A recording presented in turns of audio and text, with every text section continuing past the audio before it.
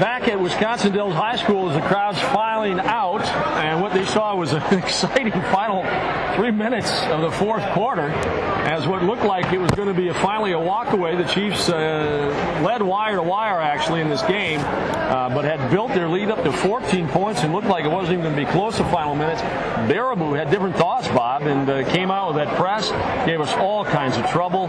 We turned the ball over multiple times, had a hard time shooting some free throws, and at one point got it back down to a 5-point lead, but time kind of ran out for him, and I think the energy levels too. You can only sustain that for so long, and the Chiefs do prevail, and they go 4-1 on the year, 41-32 the final.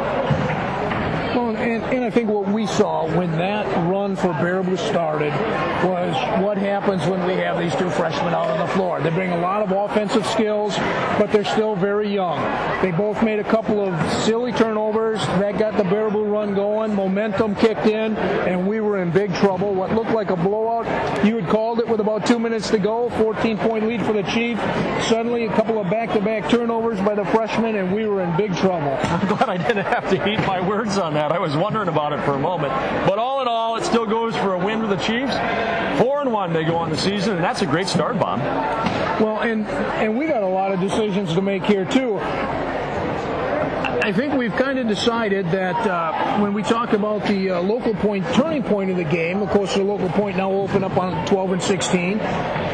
And they've got some great food, by the way. I know you said, what do you have your favorite? Smothered chicken. The smothered chicken you got to try out. Swiss cheese and mushrooms. It's all made from scratch. I've had their homemade chocolate cake. And the old Ace of Supper Club building, they're just a couple of minutes from downtown Wisconsin. Those local point, good food, good fun, and you get to make those decisions.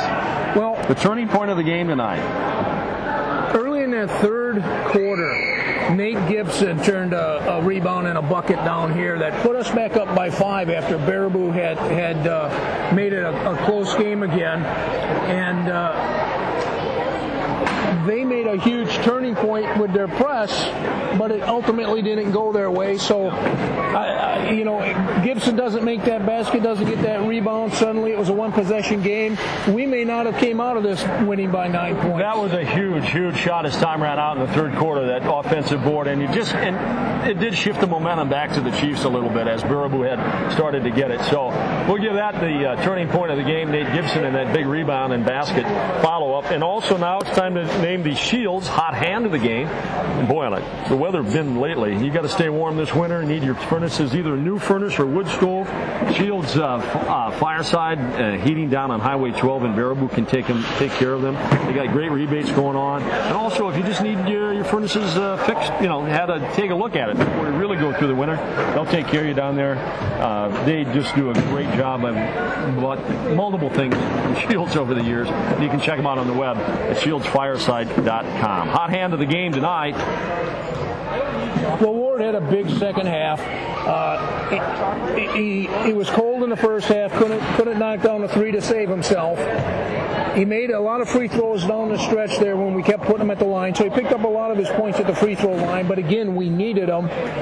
And he scored 13 points in the second half. Kowalski had an excellent end of the game. He was really maybe the hot hand, but only the hot hand for that last quarter, so my vote, I guess, Justin Ward. We'll give it to Justin Ward tonight. It's kind of tough to give a hot hand when the final score is 41-32, but Justin ended up with 18 points. Let's take a quick look at those final stats, at least for the scoring. Going over to Baraboo's side, guy hit double figures tonight. He's been averaging double figures this year. Sean McGann, kind of quietly, hit a couple of important baskets in the second half. Josh Stats had 6 for them. Tyler Fish is their point guard. He put up a big three-pointer, made things really exciting in the fourth quarter. He ended up with 6.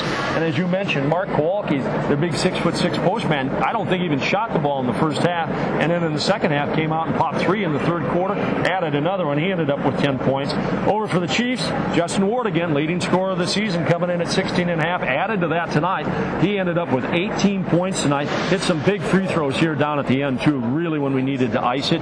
The other guy in double figures tonight, Nate Gibson, who also had limited minutes in the first half. He scored the first 5 points of the game, and then because of foul trouble, had to sit down a little bit. But in that big basket, like you talked about, and Nate ended up with 11 points tonight. Also for the Chiefs tonight, Kyle Stowers hit 5 points.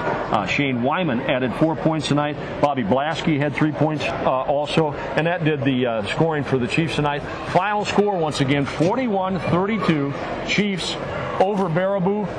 Next game next week. We've got it a week from tonight.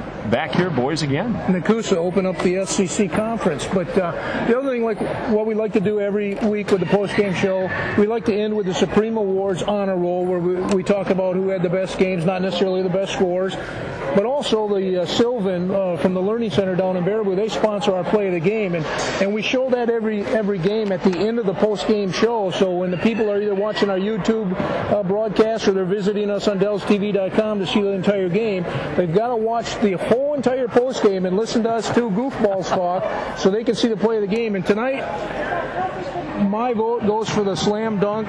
Not a big guy. We haven't seen one all year yet.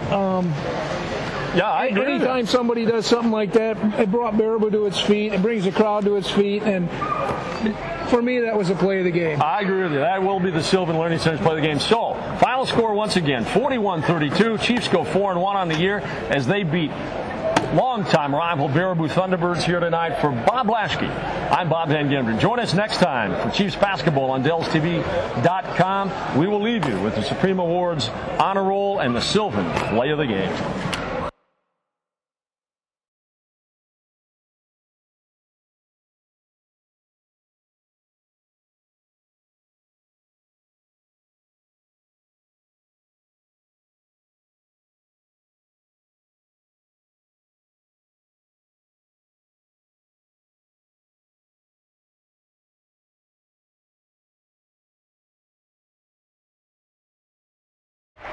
And he'll go to the free throw line to shoot because the Thunderbirds are in the bonus.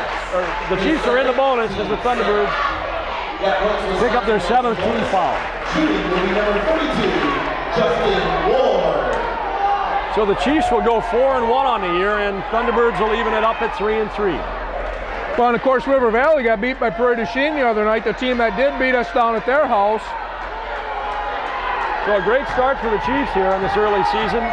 Christmas break coming up for both teams.